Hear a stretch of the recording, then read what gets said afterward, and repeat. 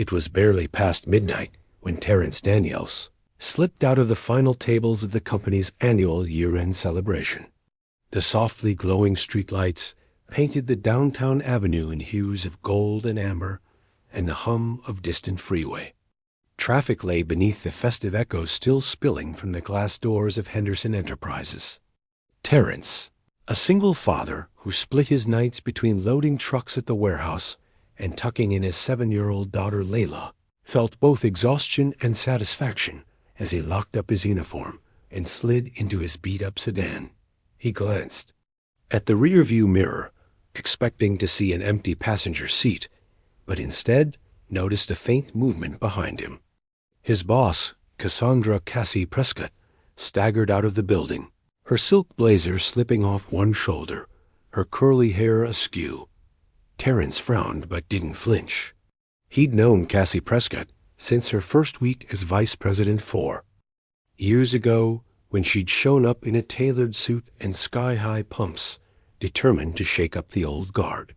Under her leadership, the warehouse had more than doubled its output, and the company had finally looked at payroll raises for the dock workers. She'd been tough but fair, so he owed her a ride. He stepped out, locked his car, and spread his hands. "Need a lift, Miss Prescott?" he asked softly. Cassie blinked twice, then a slow grin lit her face. She lurched forward, and Terence reached out to steady her. "Terry, you're a lifesaver," she slurred. He eased her into the passenger seat. "Let's get you home." As Terence slid behind the wheel, he remembered the tight schedule he'd promised Layla. It was Thursday story night with her, and she'd picked out her blanket, a unicorn fleece that swaddled her like a cloud. He thought of her now safe in her bed, waiting for Daddy's voice to weave unicorn adventures. But his conscience reminded him that Cassie simply could not drive in her state. She'd crash her car, or worse. Engine rumbling, he navigated through the slick pavement. They merged onto the highway. Cassie's head lolled back, eyelids fluttering. "Miss Prescott, you awake?" Terence asked. She cracked one eye. "Terry, I feel woozy." He nodded. "A bit much tonight?" Cassie laughed and covered her mouth. Terence gave her space, not wanting to scare her. Her apartment was at the top of Cedar Grove, to the east, an affluent enclave that looked down on the rest of the city. He reached off the dash, flipping on the GPS. They passed shuttered shops and darkened townhomes. The city lights twinkling like stars have fallen to earth. Terence thought about his own neighborhood on the flanks of Maple Avenue, where the Indians and Latinos and blacks had lived in tight solidarity. He'd seen kids playing late into the evening, chasing makeshift soccer balls down cracked sidewalks.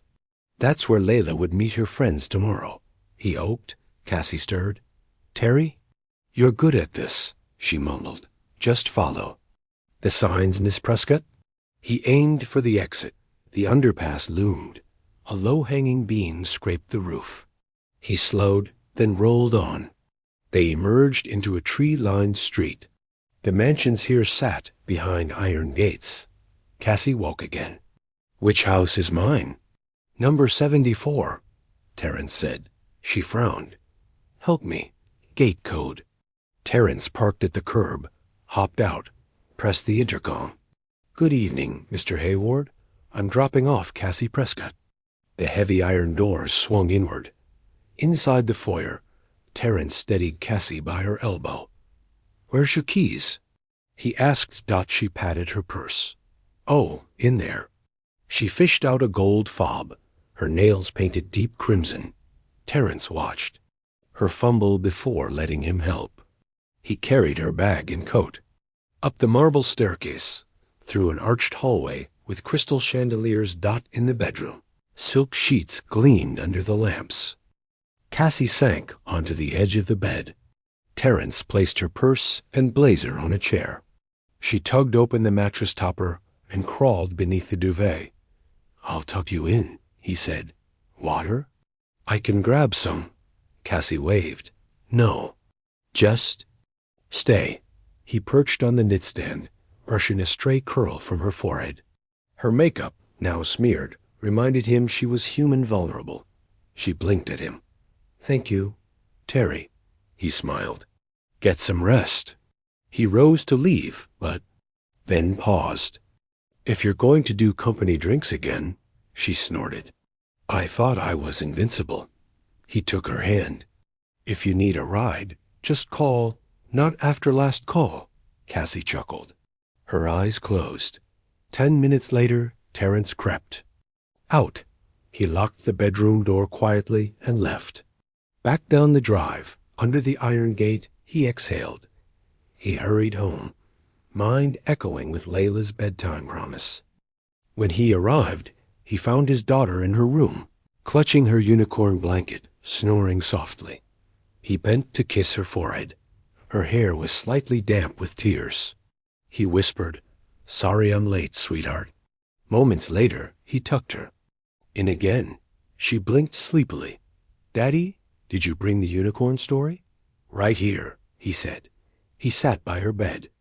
Once upon a time, miles away in her mansion, Cassie dawned to an unfamiliar ceiling, a pounding headache, and a brand new contact in her phone labeled Terry the chauffeur. She frowned, replaying memories. The kind, steady presence of her driver, the gentle eyes.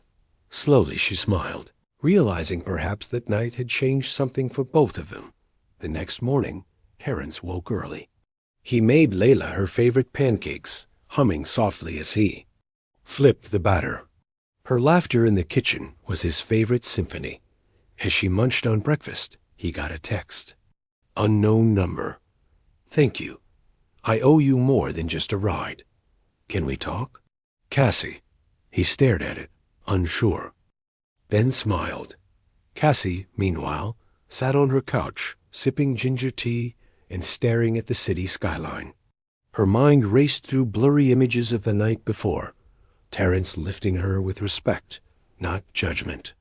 His presence had been warm, safe. She hadn't felt safe in a long time. She dressed in something simpler that day. A sundress, hair tied back, no makeup. She needed to see him not as her employee, but as a man who'd reminded her what kindness looked like. They met that afternoon, in a small diner near the warehouse. Terence walked in with Layla holding his hand. Cassie stood from her booth, smiling shyly. Layla looked up at her dad. "Daddy, is this the princess from the story?" Cassie knelt. "I don't know, but I liked the sound of that." Their laughter filled the booth over coffee and cocoa. Conversation flowed. Cassie apologized for putting Terence in an awkward position, but he waved it off. Sometimes being a decent human is enough. As weeks passed, Cassie invited Layla to her estate. Tea parties, movie nights, study sessions. Layla bloomed in her presence. And so did something else between Terence and Cassie. One Sunday, Terence stood at Cassie's front door, nervously holding a picnic basket.